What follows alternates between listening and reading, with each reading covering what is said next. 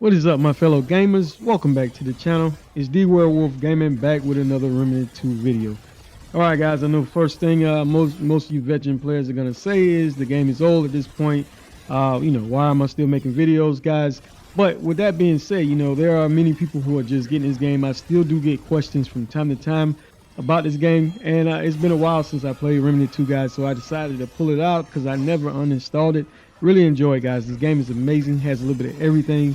As far as build diversity, especially if you're new, guys, you got melee builds, you got status effect builds, and you know, definitely shooting as well. Shooting mechanics is very fun in this game, guys, and the build diversity really is what truly stands out in this game.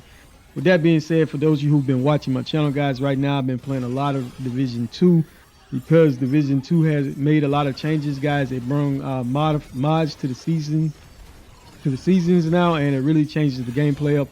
It reminds me a whole lot of the Remnant 2 because of that, guys, because the modifications is what really makes the game fun. So with that being said, I wanted to show you a little bit of gameplay, guys. Go over this build that I've been using whenever I do play this game, guys. This isn't a new build or anything because this game is old, but I truly still enjoy, like I say, picking up the controller and jumping on some Remnant 2 every so often. You know, really looking forward to part 3. Really did enjoy it in part 1 as well.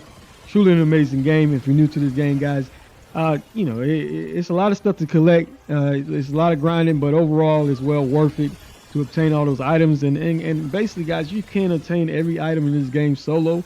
That's another reason why I truly enjoyed this game, because nothing is unlocked behind forcing you to play in groups or with teams or anything. And that's what's amazing, guys. And the weapons are just great as well.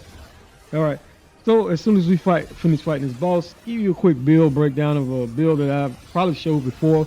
You know, overall, just really enjoyed it. And a weapon I'm using is a very hard weapon to obtain, but I will give you a weapon alternative. All right, guys. For this build, I did use the Hunter class with the Gunslinger, and this is known as the Hugs for anybody who's new. But the main perk is called Dead to Rights, and basically dealing 55 base range or melee weak spot damage, extends the duration of any active hunter skill by 3.5 seconds, guys. Taking the relic can extend it as well.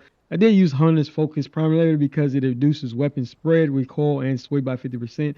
It also grants 25% increase in range and range weak spot damage.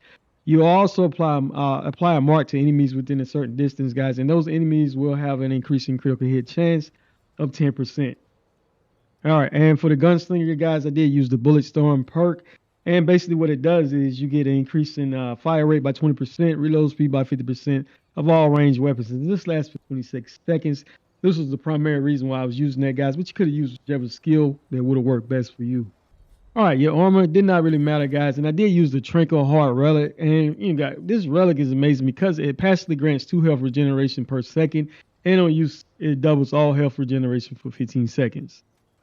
All right, for the weapon, I did use the Corrupted Savior, but like I said, you probably won't have this weapon, guys. I recommend using the Black Maul Assault Rifle in its place. And this weapon is obtained on hardcore difficulty. You can play it on veteran, guys. You just have to beat the game, and basically on hardcore mode, most of you know if you die, you have to restart the whole thing over. But I recommend you play this in groups with somebody so that way you don't have to worry about that. All right, the melee weapon I did use was a Spectral Blade. Didn't really matter, guys. You didn't see me use my melee weapon too much. Use as you prefer. And for the handgun, I did use the Sure Shot. And the mod I did have on the Song of Ether. What that does is it slows those enemies down. And I did pair it with the Insulator Mutator because it gives you a little shield up to 5% of your max health, guys. And it increases critical range, critical hit chance by 10%. All right, this ring is called the Ring of Robust. And it increases max health and armor. Did use the Zanus Malice, guys, for the increase in weak spot damage. You can get it stacks up to 4 times to get a 20% increase in weak spot damage whenever you have all the stacks up. And this ring right here, Anastasia's Inspiration, is great, guys. It gives you haste, and what that does basically, it increases the actions of everything you do. So, and basically, you will always have haste as long as you got some sort of healing. So you got a lot of healing coming from the Tranquil Heart Relic. Probability Core, this ring increases critical hit damage by 20%.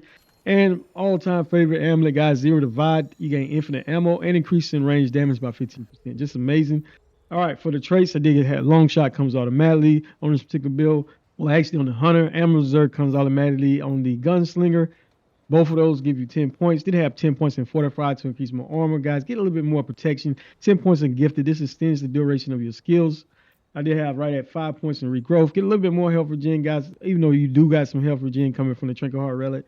Got 3 points in Swiftness. That increases the movement of my speed movement. Got 10 points in Vigor, increase max health. 10 points in Spirit, guys, to get your mods back quicker. 10 points in Expertise. So that way you can get your skills back fast. Got 10 points in Bark Skin, reduce damage. 10 points in Chakra, guys. This increases mod duration. Allow your mods to last a little bit longer. 10 points in Insight. This automatic regenerate mods. And 2 points in Endurance, which comes automatically on this particular setup. All right, the fragment I did use, guys, did have critical damage, weak spot damage, and range damage.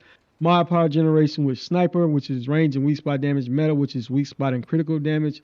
Munitions, which is range crit tans with ammo reserve. And Revitalize, guys, which is health regeneration with skill cooldown. And the main legendary perk is called Sharpshooter. All right, guys, if you like the build, let's give it a thumbs up. Thank you for your value time, continued support as always. D Werewolf out.